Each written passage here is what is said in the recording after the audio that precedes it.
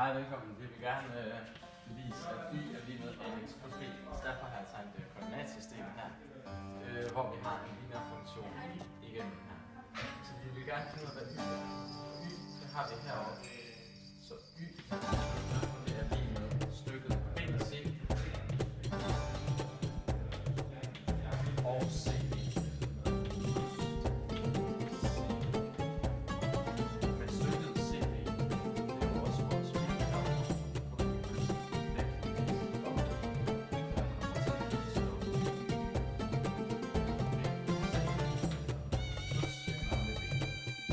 Det vender vi lige tilbage til.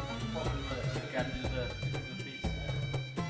Så tager vi forholdet til her har så kan vi også i en bida, der stykket til retning og den samme vinkel her. Så her kan vi sætte et forhold om, der hedder C, delt med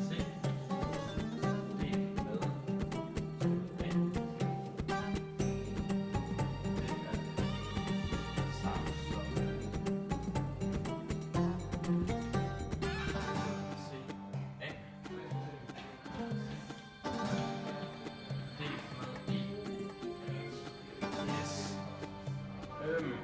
Og det kan blive AC delt med 1, det er bare AC.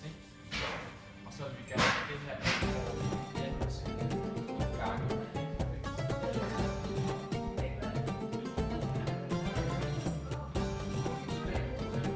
så vi har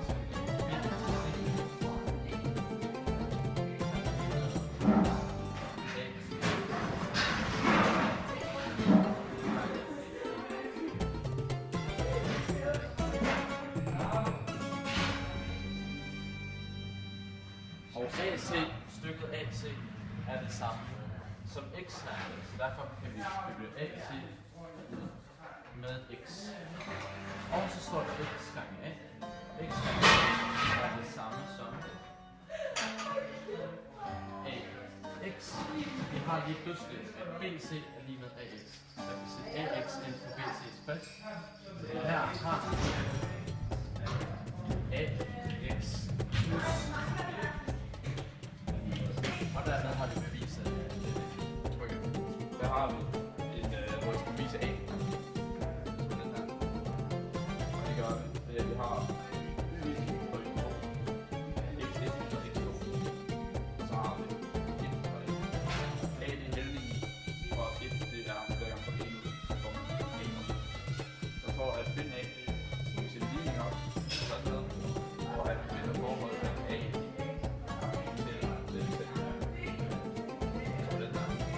sammenhæng, vi har her og her, som her, fordi det er den samme trekant, det er lige der trekant. Det kan vi se ved vinklerne. Vi har hver som ret vinkler, vi har den samme vinkel her. Og det kan vi så også sætte over til, at som er lige med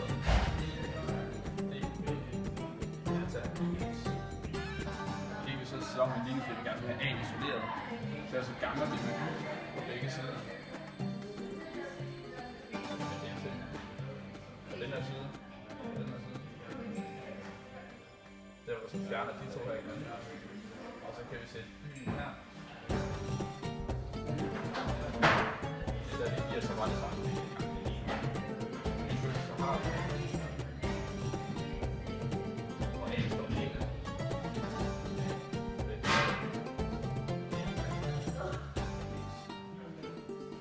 Og det er jo sådan, at vi gerne finde et, så I har 10 her. Fordi at delta x er forskellen mellem og a. Så for at finde forskellen, kan vi skrive det om til, at vi har y2 minus y1, som er forskellen her. Og det er så delt med x2 minus y1. Så er forskellen mellem her og her, som så vil give vores A. Så har vi her, efter vi har efterfulgt det her og fundet A, som vi så har givet til 2, så vil vi gerne finde B her. Det vi gør, det er tiltallet, for vi har et koordinat her, som er 3,2. Og det vil sige, at vi så sætte tallet ind på vores lille klar her, så vi kan 2, som er vores y-koordinat. så vores A, som vi også skal finde 2. Og så har vi 3, som vi skal med x-plads. Og så for nu at finde B, så skal vi isolere B. Og det vil vi så gøre.